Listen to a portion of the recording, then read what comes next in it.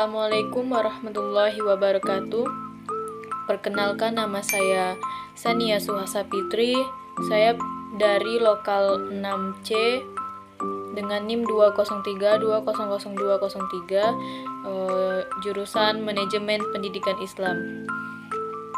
Jadi, dalam video ini bertujuan untuk memenuhi tugas ujian akhir semester dengan mata kuliah Sistem Penjaminan Mutu. Dosen pengampu Bapak Dr. Pridianto, MPDI. Baik, pada video ini saya akan membahas tentang pengertian dari Sistem Penjaminan Mutu Internal. Yang kedua, tujuan dari Sistem Penjaminan Mutu Internal. Yang ketiga yaitu apa saja kegiatan dalam Sistem Penjaminan Mutu Internal. Serta yang keempat, dokumen apa saja dalam pelaksanaan Sistem Penjaminan Mutu Internal. Yang kelima, bagaimana pelaksanaan audit mutu internal. Yang keenam yaitu penetapan standar. Serta yang terakhir yaitu apa saja kendala serta solusi dalam sistem penjaminan mutu internal.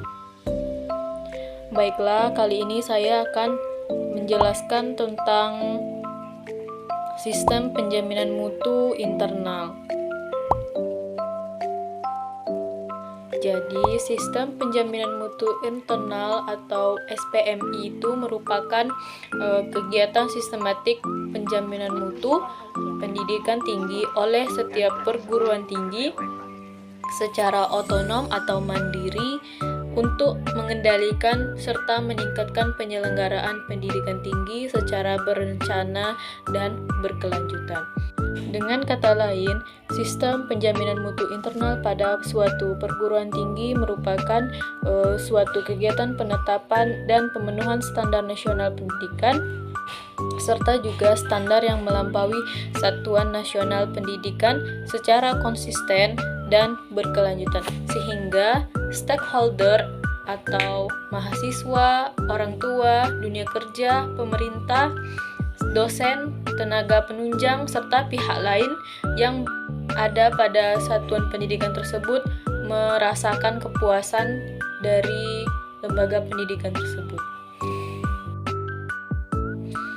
Oke, tujuan Sistem Penjaminan Mutu Internal yang pertama yaitu menjamin bahwa setiap layanan pendidikan kepada mahasiswa dilakukan sesuai standar yang telah ditetapkan, sehingga mahasiswa mendapatkan kepuasan layanan dari suatu pendidikan tersebut. Yang kedua yaitu mewujudkan transparansi dan akuntabilitas kepada masyarakat, khususnya orang tua atau wali murid, dan tentang penyelenggaraan pendidikan sesuai dengan standar yang telah ditetapkan. Dan yang ketiga yaitu mengajak semua pihak di satuan pendidikan tersebut untuk bekerja mencapai tujuan dengan berpatokan pada standar dan secara berkelanjutan berupaya untuk meningkatkan mutu yang ada pada sekolah tersebut. Masuk pada pembahasan yang ketiga yaitu kegiatan apa saja dalam Sistem Penjaminan Mutu Internal. Terdapat 5 kegiatan yang ada dalam Sistem Penjaminan Mutu Internal. Adapun yang pertama yaitu penetapan standar. Jadi, pada penetapan standar ini, semua pihak satuan pendidikan tersebut melakukan penyusunan standar di mana standar tersebut telah ditetapkan oleh Kemendikbud, yaitu 8 standar nasional. Yang kedua yaitu pelaksanaan standar, di mana setelah menyusun semua standar, maka semua pihak yang ada di sekolah tersebut patutnya melaksanakan standar yang telah ditetapkan. Yang ketiga, evaluasi standar yang dilakukan oleh tim audit mutu internal atau AMI, bisa periode semester atau tahunan dan lain sebagainya. Yang keempat yaitu pengendalian standar. Jadi, semua pihak itu melakukan kontrol standar yang telah ditetapkan pada implementasi standar tersebut. Seperti contoh, melakukan kegiatan rapat tinjauan manajemen tentang hasil kegiatan dari standar yang telah dilaksanakan, yang dibahas tentang hasil dari standar tersebut, apakah standar tersebut telah memenuhi target ataupun tidak, serta pihak mana atau siapa yang akan melakukan tindak lanjut perbaikan atas hasil dari standar yang gagal atau akan diperbaikinya. Masuk poin terakhir, yaitu peningkatan standar. Jadi, tentunya standar yang belum memenuhi target akan dilakukan peningkatan atau evaluasi. Bisa jadi standar tersebut diperbaiki bagian isi maupun implementasikannya, atau menambah standar ketika sesudah melakukan evaluasi. Pembahasan yang keempat yaitu dokumen apa saja dalam pelaksanaan SPMI. Jadi terdapat 6 dokumen yang harus disiapkan dalam pelaksanaan sistem penjaminan mutu internal. Yang pertama yaitu dokumen kebijakan dari sistem penjaminan mutu internal. Yang kedua yaitu dokumen manual atau buku pedoman sistem penjaminan mutu internal. Kemudian dokumen SOP dan serta dokumen formulir. Yang ketiga yaitu dokumen standar. Yang keempat dokumen pedoman audit mutu internal. Yang kelima yaitu dokumen borang audit mutu internal seperti auditor, kemudian audite. Dan yang terakhir yaitu dokumen kuesioner. Poin yang kelima yaitu penetapan standar. Berikut cara untuk menetapkan standar pada satuan pendidikan. Yang pertama yaitu membentuk tim. Jadi, tim dibentuk berdasarkan standar yang akan ditetapkan. Dapat berasal dari unsur pimpinan, dosen, dan tenaga pendidikan. Yang kedua yaitu analisis kebutuhan standar. Jadi, analisis kebutuhan standar dilakukan oleh tim. Analisis bermanfaat untuk menentukan ruang lingkup, jenis, dan jumlah standar yang dibutuhkan. Untuk perguruan tinggi yang telah memiliki standar, analisis kebutuhan dilakukan sebagai bagian dari tindak lanjut atas hasil evaluasi penerapan standar. Yang ketiga yaitu pengumpulan informasi dan identifikasi alternatif.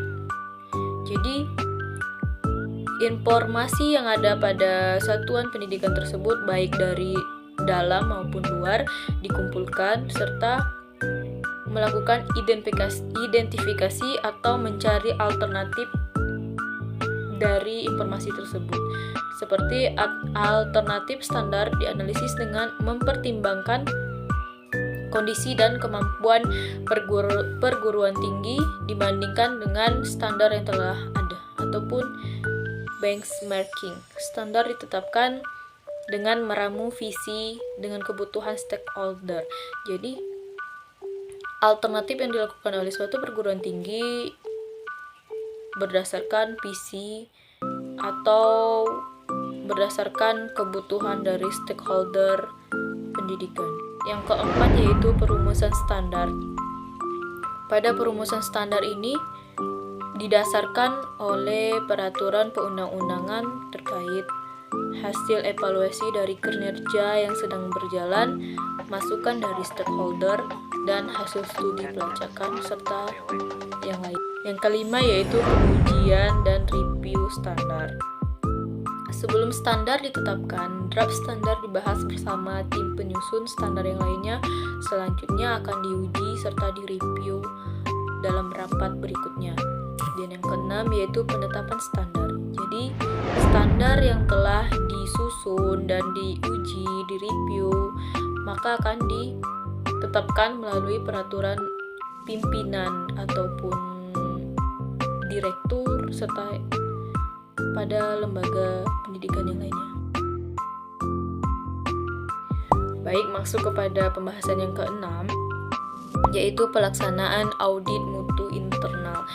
Jadi terdapat 8 pelaksanaan dalam audit mutu internal. Yang pertama yaitu sosialisasi audit mutu internal, kemudian jadwal, yang ketiga yaitu forum auditor, yang keempat yaitu forum audite, dan yang kelima yaitu audit lapangan, yang keenam reaudit, yang ketujuh pelaporan audit mutu internal, yang kedelapan yaitu rapat tinjauan manajemen. Masuk pembahasan yang terakhir yaitu kendala serta solusi yang ada dalam sistem penjaminan mutu internal. Adapun kendala dalam pelaksanaan sistem penjaminan mutu internal, yang pertama yaitu kendala dalam administratif, seperti ketiadaan dasar hukum,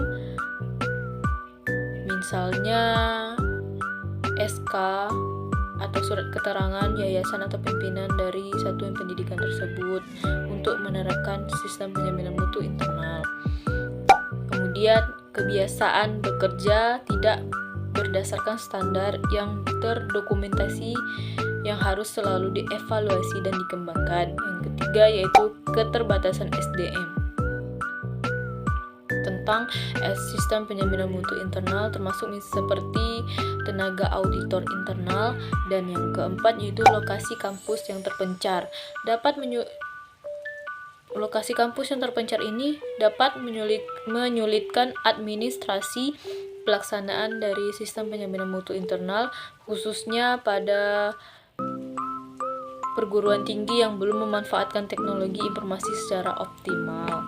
Kedua yaitu kendala dalam organisatoris pelaksanaan sistem penjaminan mutu.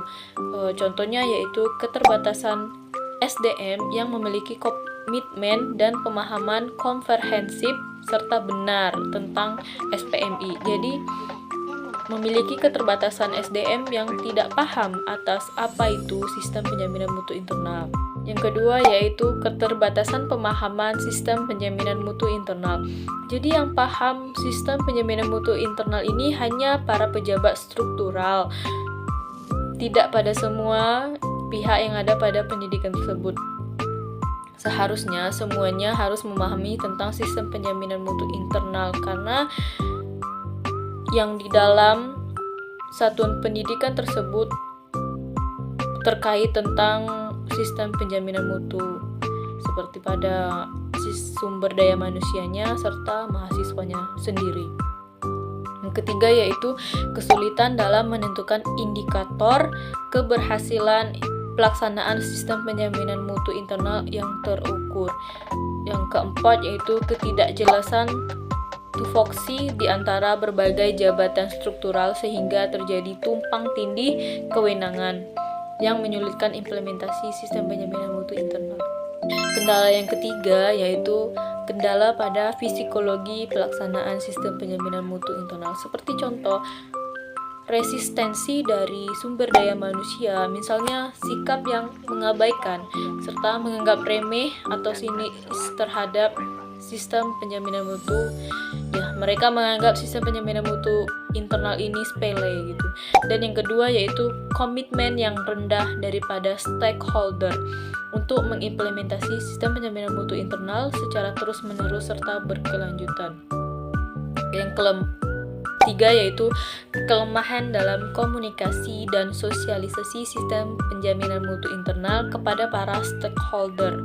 Dan yang keempat yaitu kesulitan membangun budaya mutu di kalangan pimpinan, dosen, tenaga pendidik, serta mahasiswa. Untuk mengatasi kendala yang pertama yaitu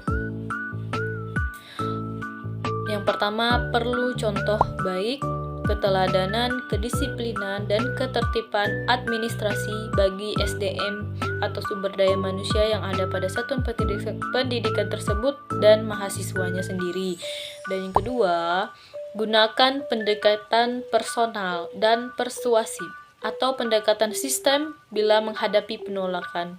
Yang ketiga yaitu galang dukungan serta jalin komunikasi yang baik dengan stakeholder, termasuk dengan yayasan ataupun stakeholder yang lainnya. Yang keempat yaitu melaksanakan sosialisasi sistem penjaminan mutu internal secara berkelanjutan dengan mengeksplorasi kemungkinan penggunaan berbagai sarana sosialisasi yang tersedia pada satuan pendidikan tersebut. Baik, cara mengatasi kendala yang kedua yaitu yang pertama membuat tagline atau slogan yang dirumuskan secara singkat dengan bahasa yang sederhana tetapi tepat sasaran untuk memotivasi semua dosen, tenaga pendidik, dan mahasiswa agar bekerja sesuai dengan standar yang telah ditetapkan. Yang kedua, terapkan secara konsisten sistem rewards dan punishment dalam rangka implementasi sistem penjaminan mutu internal kepada semua unit kerja dan semua sumber daya manusia agar mereka merasakan dampak baik dari sistem penjaminan mutu internal tersebut. Dan yang ketiga, keterbukaan terhadap kemungkinan terjadinya perubahan atau dinamika dalam penyelenggaraan pendidikan tinggi sesuai dengan tugas dan wewenang masing-masing. Baik, untuk mengatasi kendala yang ketiga yaitu perlu menyiapkan dan meningkatkan peran audit internal untuk menjamin tertib administrasinya. Dan yang kedua yaitu melibatkan sebanyak mungkin sumber daya manusia serta mahasiswanya sendiri ketika perguruan tinggi hendak menetapkan, memenuhi, mengevaluasi, dan mengembangkan standar tersebut. Pendekatan bottom up atau upstream diyakini akan lebih efektif daripada pendekatan top down. Dan yang terakhir yaitu perguruan tinggi dapat mencoba memperoleh sertifikasi ISO atau sejenis untuk mendukung aspek tertib administrasi sistem penjaminan mutu internal yang ada pada satuan pendidikan tersebut.